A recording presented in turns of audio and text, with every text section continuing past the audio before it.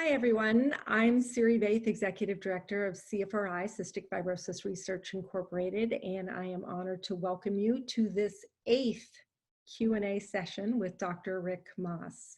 Of course, most of you already know Dr. Moss is an internationally known and respected pulmonologist and CF researcher, former director of the CF Center at Stanford, and quite fortunately for CFRI, a member of our board of directors. Before we jump into the questions, I do want to remind you that no information shared during this podcast should be used for your own diagnosis or treatment. If you have any questions about your healthcare and/or healthcare regimen, please contact your CF center.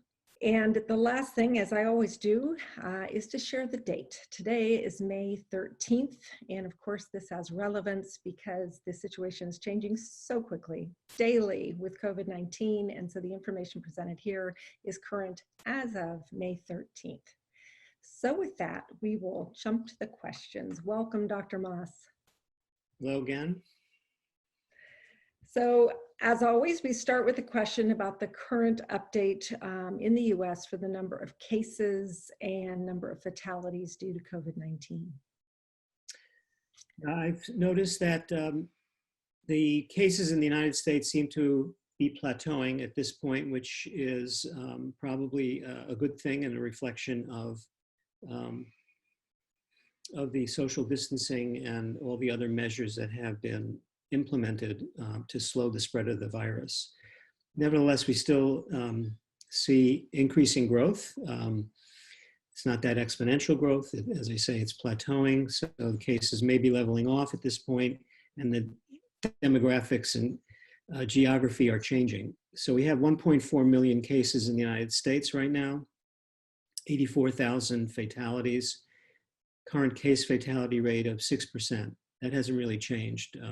What has changed is a recognition that this is not something that's spread evenly and is really concentrated in certain high-risk areas, including nursing homes, prisons, some of the supply chain, like meat processing plants, and certain other situations. So, which also in a way gives hope that by doing focused work, you can get an even better handle on the spread of the disease in the future. We have two questions and they're intertwined. So someone had asked what you could share about recent reports or cases of people with CF who have COVID-19. And then we had another person say that she'd heard that 4 CF patients had died from COVID-19 in the US. One, the Chicago police officer that we've heard about, she had heard another transplant patient and 2 others, but unsure of the details. So how are these numbers being tracked by the registry? If a person is not seen at a CF center, will they never appear in that collection of data from the CFF? I believe that's true. I think that in order for information to be aggregated, you need to have some kind of registry. And there are registries now in most countries where there's a substantial number of patients, at least in the more developed parts of the world, including North America, EU, some countries in South America, Australia, New Zealand. So by and large, that data is being collected, but if someone's not seen or registered in a CF center, that information is not going to appear. So according to the Cystic Fibrosis Foundation, as of late last week, there were 2 deaths reported out of 28 cases that they collected through registry reporting, which includes 5 children, 7 of these 28 patients needing hospitalization, 4 of them being transplant recipients. Secondly, there's this group that's coordinated through the UK Trust in England, in Great Britain, which has those 8 countries that produced that paper that we talked about last week that came out on, I think, April 13th or shortly thereafter, of 40 cases, and we discussed that before. The UK Trust did an analysis of that information, and they actually put out a statement that they think that the the occurrence of the disease in CF may be less than the general population. And the figure they came up with is 0.07% of CF patients versus 0.15 in the general population.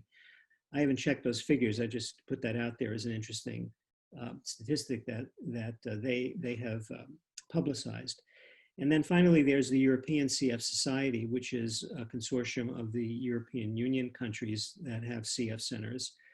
And they recently, in fact, on the 11th, put out a report of 59 cases now, of which 13 are children. 32 of those 59 were hospitalized. Again, we see transplant prominent. 8 of the 59 transplant recipients are on, and 1 death in that group. Looking at all the information that's presented, the patient's baseline status as put out by lung function is generally the mild to moderate level of severity. So it doesn't seem to be hitting more severely affected patients except the post-transplant group. And the most common symptoms in the European report was headache. Actually was ahead of all the others, with increased sputum production and loss of taste being 2 other prominent symptoms. So at this point, it looks like CF patients are being affected perhaps less than the general population, which I think is just a reflection of the community's infection control practices that are protecting patients better, even those that are very vulnerable. So that's a very good thing. And then when they do get the disease at this point, they certainly don't seem to be doing worse than other folks. And that may be because they're younger and otherwise healthier in terms of comorbidities that are specifically linked to COVID, hypertension, diabetes, and obesity. These are generally not problems for CF patients, with the possible exception of CF-related diabetes, which may be a different form of diabetes in terms of how it relates to COVID. So all things said, I think things are going well for the CF community in this pandemic. And just a reminder to everyone to stay the course with those infection control steps. They are serving us very well. Next question. What information is there on the rate of long-term sequela of those with CF who have recovered, for example, diminished lung or heart capacity from baseline, etc.? Some folks only look at the mortality rate, but not the rate of increased morbidity and adverse long-term outcomes affecting those with CF who've had COVID-19. Well, I think the first thing to say is it's too early to know. Again, we see less than 100 cases in CF reported at this point.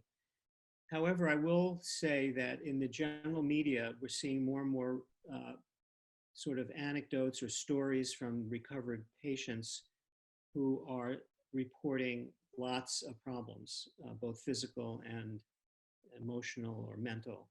So I think we can expect a lot of sequela.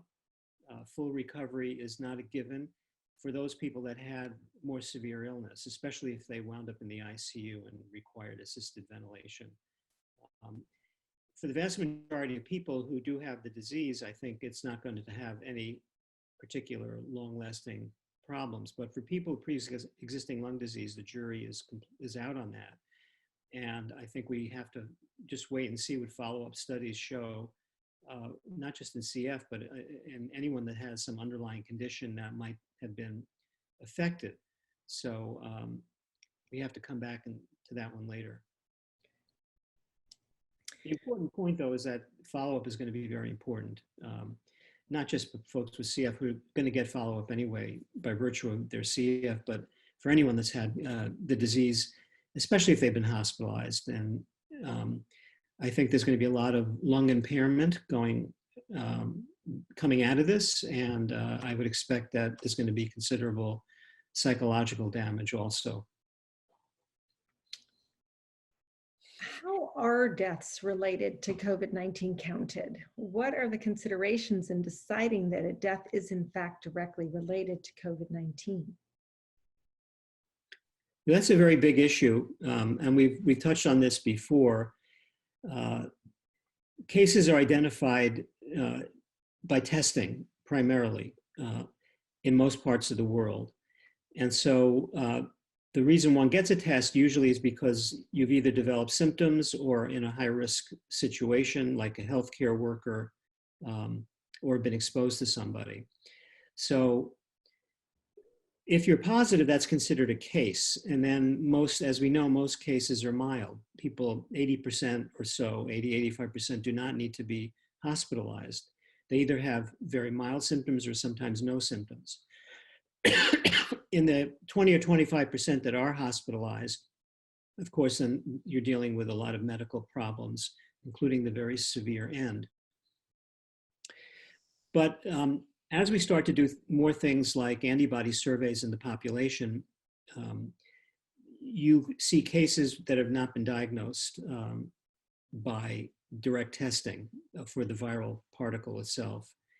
So I think that's going to change the general impression. So some examples of this have already come to light. For example, one of the more famous ones was the Stanford study in Santa Clara County, which people recruited by Facebook. So that may have biased the sample, but it was a general population survey of about 3,300 people over a weekend. And they did the conventional testing for the genetic material as the case definition. And what they showed there was that, actually they used the antibody test, I have to correct myself, they did antibodies. And the antibody test showed that about 2% of the population in that sample were positive, which is much higher than the number of actual cases reported to the county diagnosed by the PCR test. So the factor there was about 50 times more people had positive antibodies than were diagnosed with the disease, COVID. So how do you define the scope of the disease? It really depends on what method you're using and whether or not symptoms are part of that. So the reason to look at the antibody prevalence is really to help determine how far the virus has spread. And in general, this is a very important point. Surveys that have now been done in many countries indicate that it's very early days. Only less than 5% in most cases. There are some exceptions. For example, New York is an obvious exception, New York City, where it's closer to 15%. But in most places, the virus has simply not penetrated into the population that much, which means that 95+% of the population is still vulnerable. So are there, like, I think of the case in California that was, originally we thought the first death was in Washington, correct? And then later it was revised because of a woman in Santa Clara County in California. Was that because they went back because her death seemed so abnormal for a woman of her health status and age that then they tested? How did they, or were they testing at that time? I'm just curious, I wonder how much was happening before we even knew it. And are they doing this backtracking of sort of forensic checking of COVID-19? I think that particular case was based on an autopsy. So probably based on the date of death and the age of the person and what their initial cause of death was, they probably did a COVID test as part of the autopsy study and said, holy smokes, she had this disease and we didn't even know it was in the community at that time. So yeah, that pushes it back. There are suggestions that the origin goes further back than December, but that would depend on getting more information from China about that, and we still don't have that kind of information. The other thing about the question about deciding a cause of death is, and I think we mentioned this last week, epidemiologists are starting to look at overall deaths and then doing comparison from year to year. And this is becoming a more important way to analyze it. And what they see are these spikes of excess deaths. And this has been true pretty much around the world. The latest example that I saw was in India, where there are very few cases actually diagnosed because there's very little testing being done. But they look at overall deaths and they're way up over last year at this time. And so you have to look around and say, well, why is that? What are all these people dying of? And the likelihood is at least some of those, probably the majority, are related to the virus. And so this is one reason when Dr. Fauci testified yesterday, he said that we're probably undercounting the numbers that people are seeing on these trackers, like the one we started this today, the 84,000 deaths in the United States. The actual number is probably 10 or 15% higher than that, but we can't say for sure because we don't have that particular criterion. It is stunning. I mean, I think when we did this first session, there were literally, the deaths were in the hundreds. So when you think 8 weeks later that we've hit these numbers, it's unimaginable. And then to think from there, the next thing you said of looking at excess deaths, you're right. It's mind-blowing. There's no way to grasp. If somebody had said, I mean, I know they made those projections that it could be 100 to 200,000 people, but it just did not seem real. And it's been quite shocking how quickly the numbers are adding up. Well, we'll see how accurate this turns out to be, but the University of Washington group, they've revised their model up again, and it's now around 135,000 by August. Stunning. Excuse me. So moving to where we have optimism, can you provide us with an update on any vaccinations for COVID-19, specifically regarding reports of the vaccinations that have been fast-tracked here in the United States? Yeah, that is a cause for optimism, although I think you have to be very cautious about this. There are now 8 trials going on, 8 different vaccine candidates that are already being given to people. These are volunteer studies, the earliest phase studies, phase 1 studies. And they're sort of divided into those in China and those outside of China, because the Chinese are doing their own thing. They have at least 3 candidates that are in trials at this point. And here in the States, we have a number also. So they all rely on quite different methods of preparing the vaccine, and they're early phase studies, so there's not a lot of vaccine being produced, and that's one of the issues. When do you start to ramp up, and how is that done, and so on. But the good news is that they are going very quickly, and one of them is moving into phase 2, which they got a fast track green light from the FDA, and they'll start to be doing that. They hope to actually begin phase 3 in the early summer. This is the Moderna vaccine, which is an RNA-based vaccine.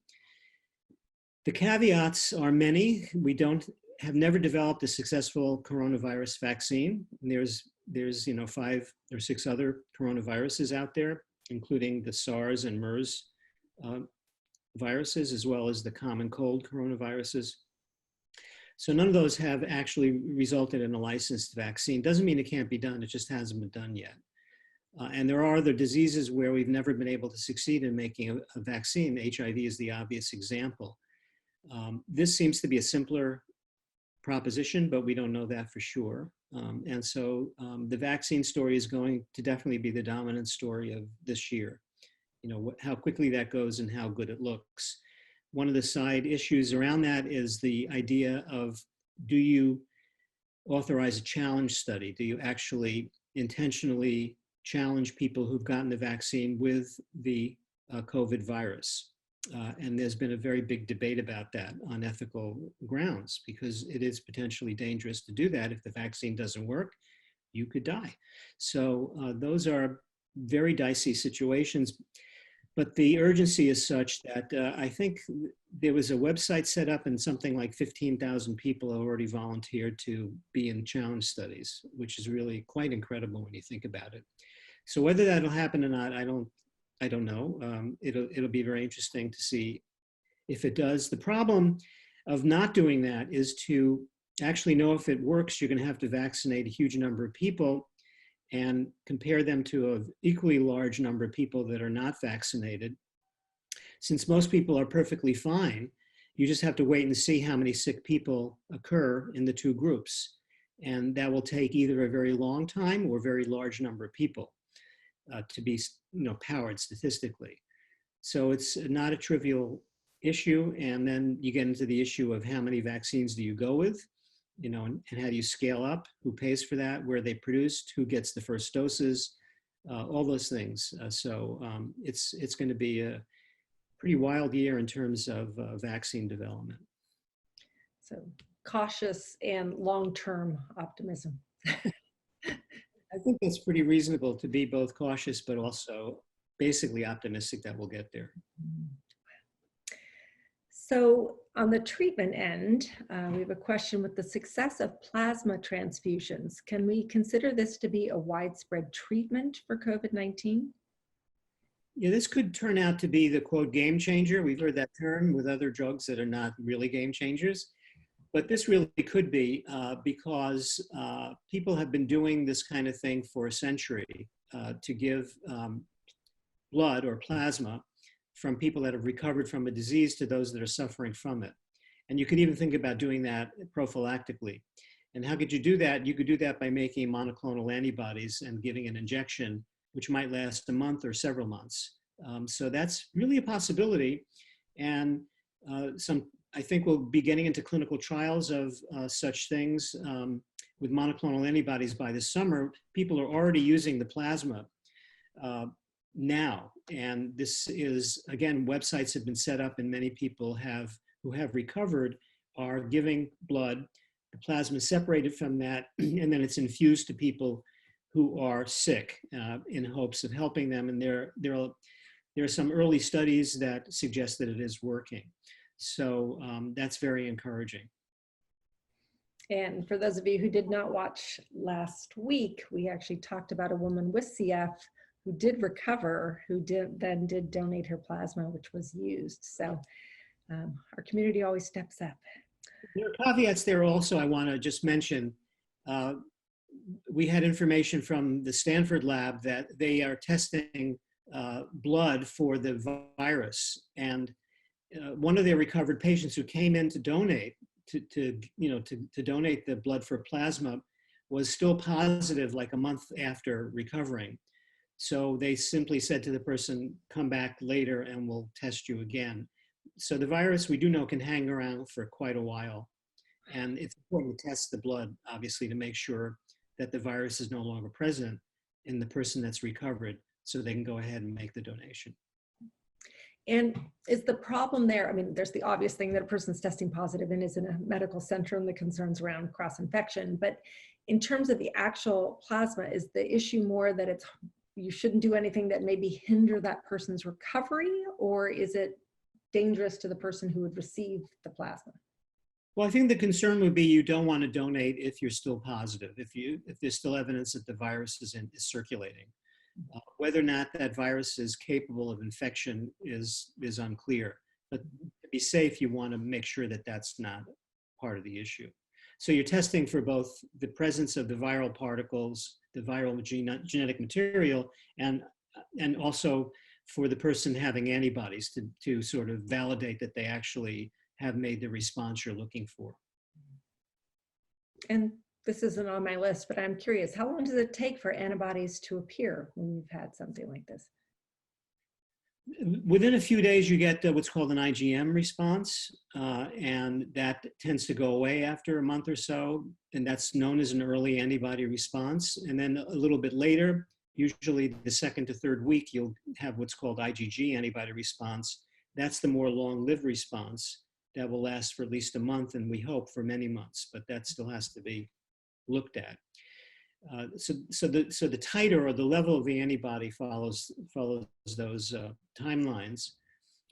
Just as important is the nature of the antibody. The antibody, to be effective, really should be able to neutralize the virus, which means if you put it in a dish with the virus, it should prevent the virus being able to infect the cells in the dish. So it has to neutralize the virus. And those are the sort of the gold standard that people are looking for, these neutralizing antibodies. Next question, is there any update on Kawasaki disease in children with COVID-19, specifically regarding any connection to this virus and the symptoms of inflammation, fevers, rashes, and damage to blood vessels? It's interesting. The first case in the States and maybe in the world was at Lucille Packard, where I work at Stanford. And this was a child diagnosed with Kawasaki who had the COVID test just because they were screening everybody and turned out positive. So it didn't change the treatment. The treatment for Kawasaki's is established. But what it did do was, implement a quarantine issue for that baby and the family involved. Then a little bit later, these cases started popping up, and in New York, they've now published a series of over, I think, 70, with 3 deaths involved, because Kawasaki's, if it's very severe, can involve the heart and cause heart attack by inflaming the blood vessels around the heart. So it's unclear at this point whether the coronavirus is actually causing the Kawasaki's or simply predisposing. Is it some subset that makes up a big inflammatory response?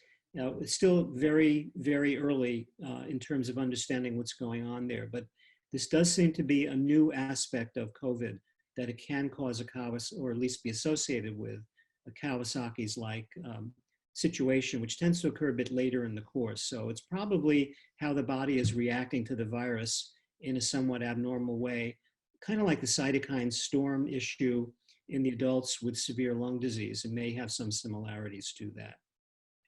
And what is the treatment for Kawasaki disease? And is that mitigating the COVID-19 symptoms?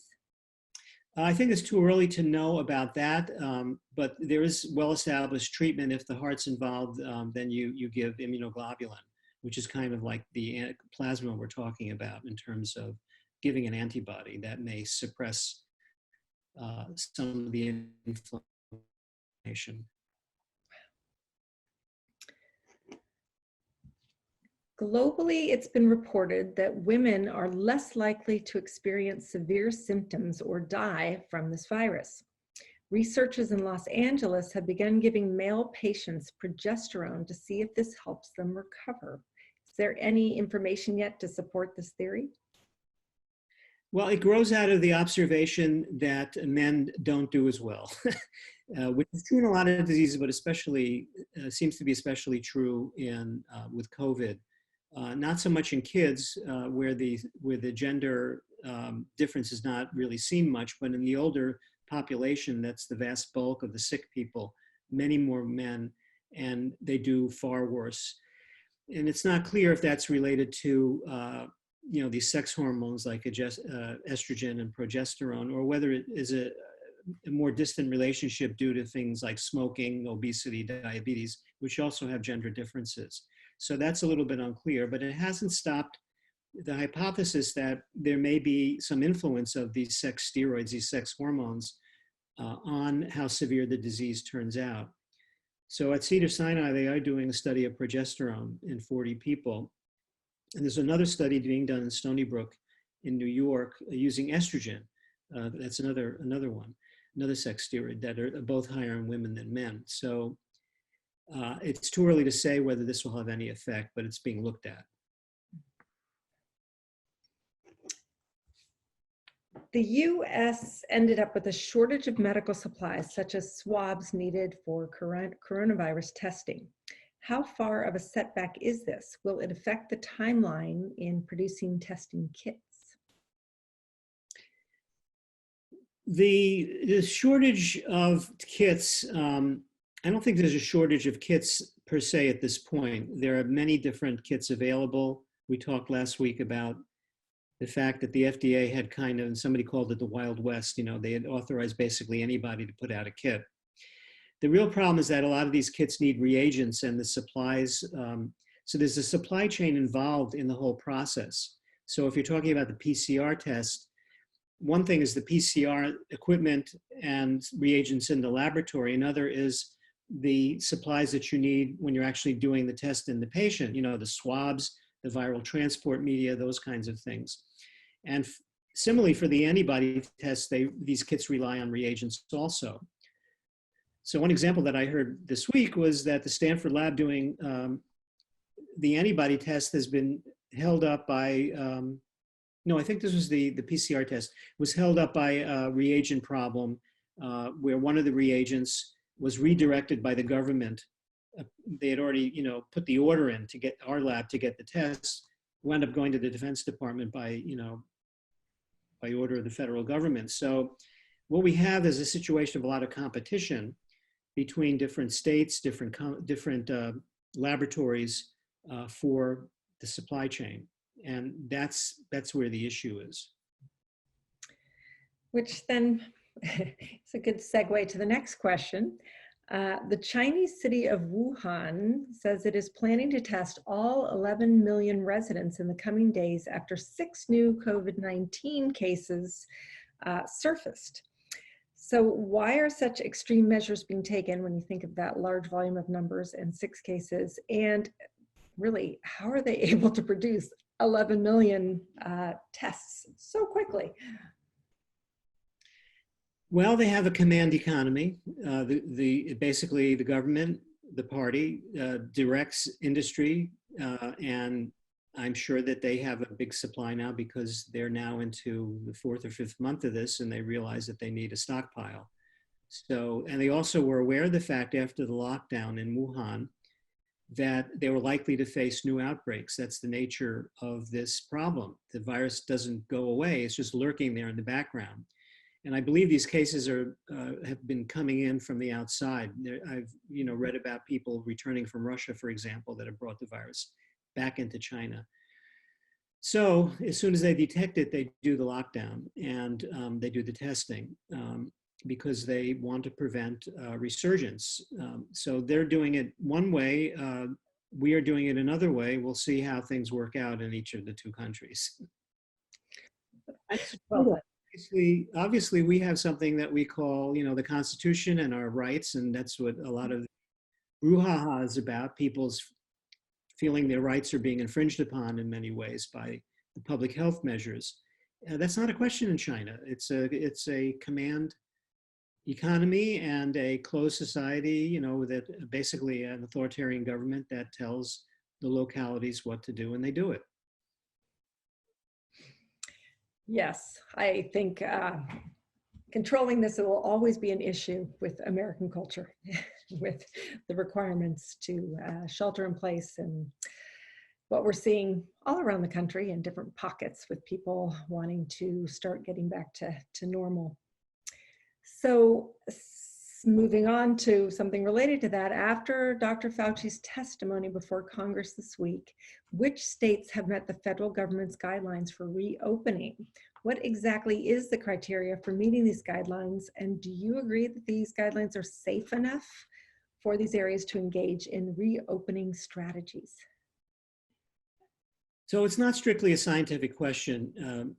It's a larger societal question, what the trade-off is going to be between safety and the economy, the ability of people to have normal lives and maintain their needs. And there are advocates on all sides of that. So the CDC developed a very comprehensive reopening plan. They had a first part of that directed toward businesses, and then a more comprehensive overall plan. And the latter was held up by the administration and is being revised now. So it's not actually officially out, although it leaked out so people can see it. I think the gist of it is, it's pretty simple to boil it down into. The heart of it is that you want to see things improving for a 2-week period in any particular locale. And whether you define that by cases, by symptoms, or by tests, you want to see a downward slope, and you want that to be real. So they say, let's make sure it's for 2 weeks so we really know that it's really declining.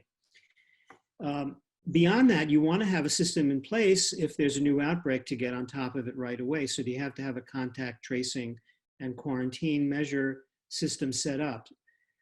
But at the very least, you want things to be improving. And at least according to one major expert at the Johns Hopkins who testified, I think today or yesterday in the House, 0 states have met those criteria. So all the opening that's going on is in spite of and not because of these guidelines. And these are the federal government's own guidelines. And there's internal dispute within the government manifested by the fact that even though the head of the CDC signed off on the guideline, the White House said, no, you need to revise this. So that's where we are right now. But clearly, the states that have done better are those that have been more stringent in terms of their activities to mitigate, that is to do the lockdowns, the social distancing. And people are trying to figure out, what kinds of businesses can go first. A huge unresolved issue is schools, educational institutions.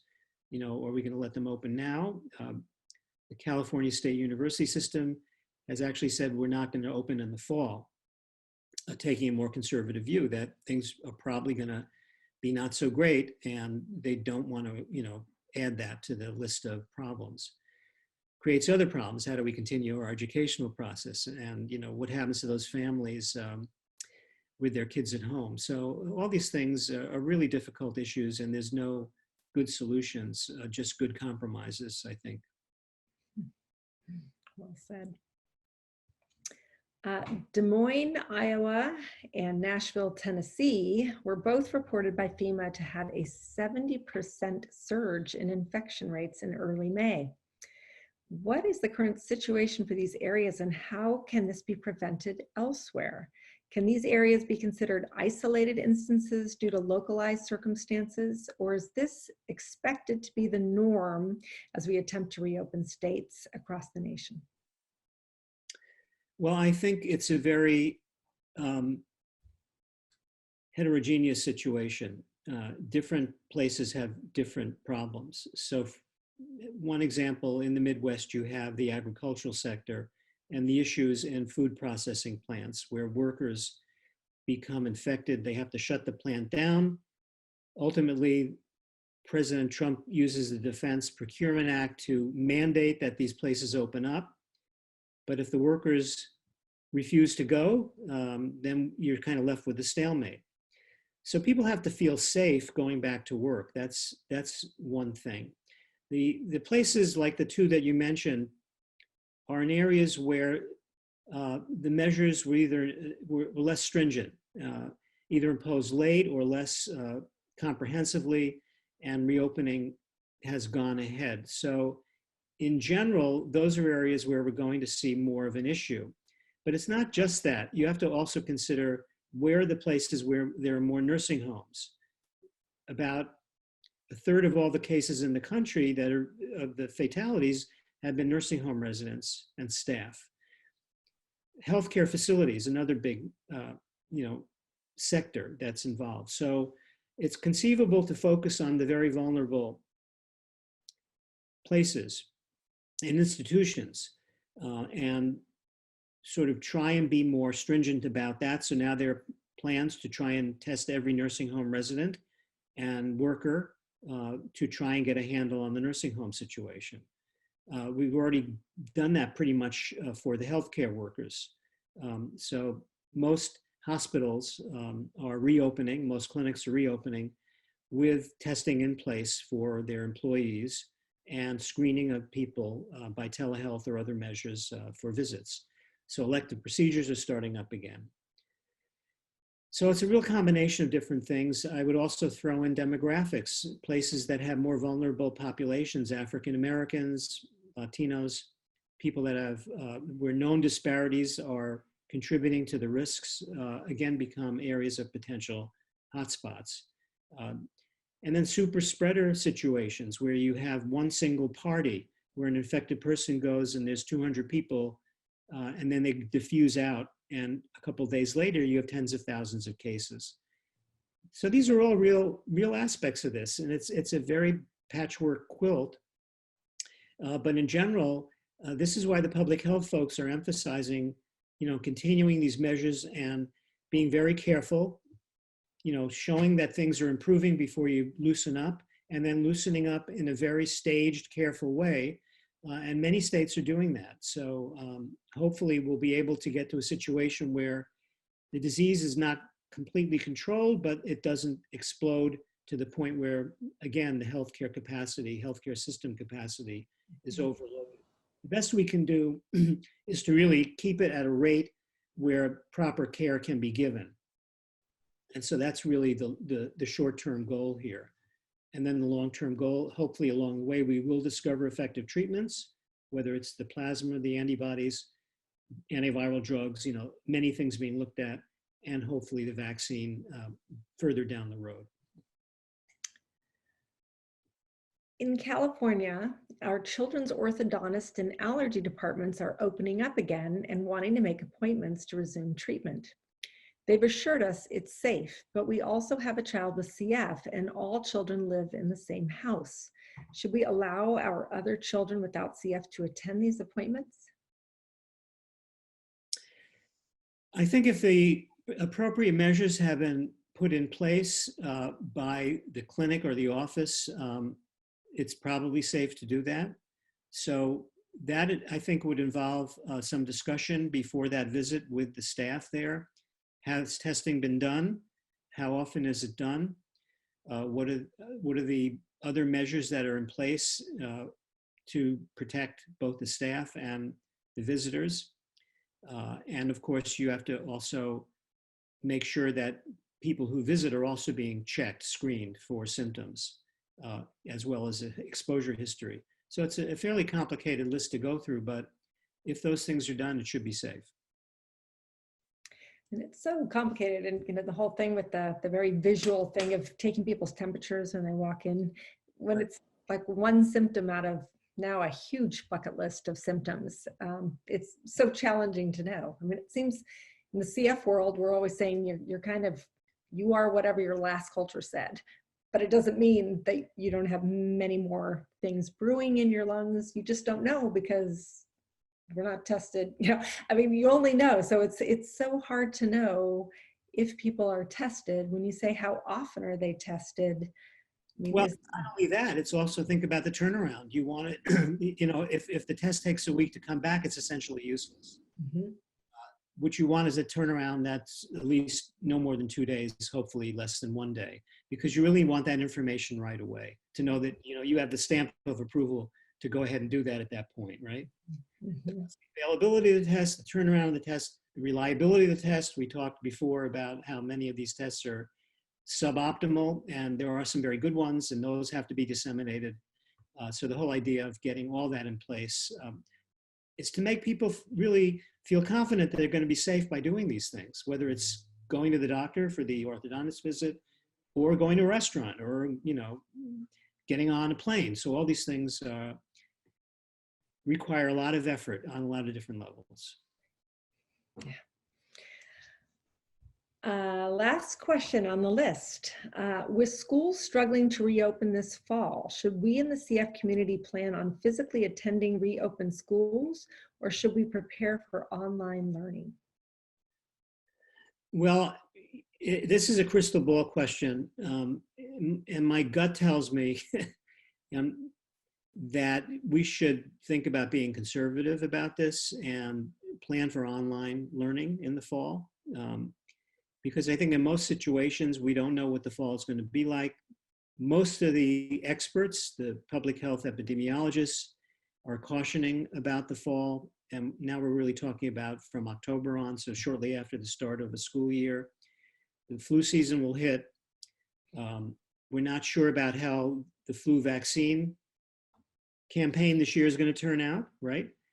Many people think COVID is going to come roaring back once things are loosened up, and could be a worse wave than this one that we are experiencing. So all things considered, I would say the odds are, and the safer thing is to think about online learning this fall.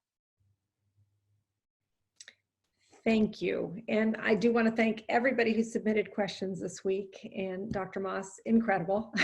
You fielded them all, and no matter where they're flying. It was so impressive. Is there online learning here that's going on? Pardon? No online learning. Yes, both directions. But thank you for sharing your time and expertise with us. And I will close, as always, with the final question to you. Is there anything we failed to ask that we should know? I think we covered things pretty well. No, I think we're good. Thank you very much. And again, everybody, feel free to submit your questions. Thanks, everybody, and be safe. Thank you. Bye-bye. Bye-bye.